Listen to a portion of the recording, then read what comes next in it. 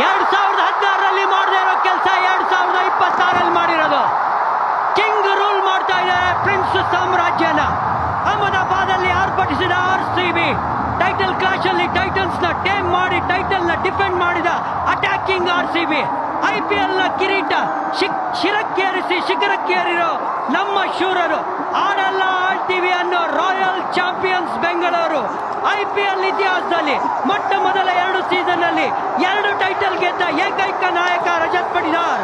RCB 3ನೇ ತಂಡ back to back IPL trophy ಗೆದ್ದು ಹೆಗ್ಗಳಿಕೆ. ಈ ಸಲಾನು ಕಪ್ ನಮ್ದೆ ಅನ್ನೋ RCB ಅಭಿಮಾನಿ ದೇವರಿಗೆ ಈ ಟ್ರೋಫಿ ಸಮರ್ಪಣೆ. ರಾಜ್ಯ ಯಾರದೇ ಇರಲಿ, ರಾಜ್ಯ ಭಾರ RCBದು.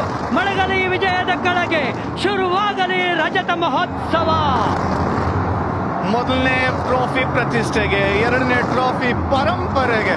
ಇಲ್ಲಿಂದ ಲೆಗೆಸಿ ಬೆಳ್ಕೊಂಡು ಹೋಗುತ್ತೆ, 2 ಮಾತು ಇಲ್ವೇ ಇಲ್ಲ.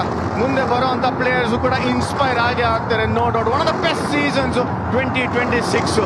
ಒಬ್ಬೊಬ್ಬ ವ್ಯಕ್ತಿನೂ ಕೂಡ ಕಾಂಟ್ರಿಬ್ಯೂಟ್ ಮಾಡಿದ್ದಾರೆ. But Rajat Patidar stand out. 2ನೇ ಸಲ ಗೆಲ್ತಾ ಇರೋಂಥ ಕ್ಯಾಪ್ಟನ್ ಬಾಡಿ ಲ್ಯಾಂಗ್ವೇಜ್ ಅನ್ನು ನೋಡಿದ್ರೆ ಹೇಳ್ಬೋದಾಗಿತ್ತು. ಬಟ್ ಡಿಸಪಾಯಿಂಟ್ ಆಗಿರ್ತಾರೆ GT. ಅದೇ ಬೇಜಾರು ಮಾಡ್ಕೋಬೇಕಾಗಿಲ್ಲ.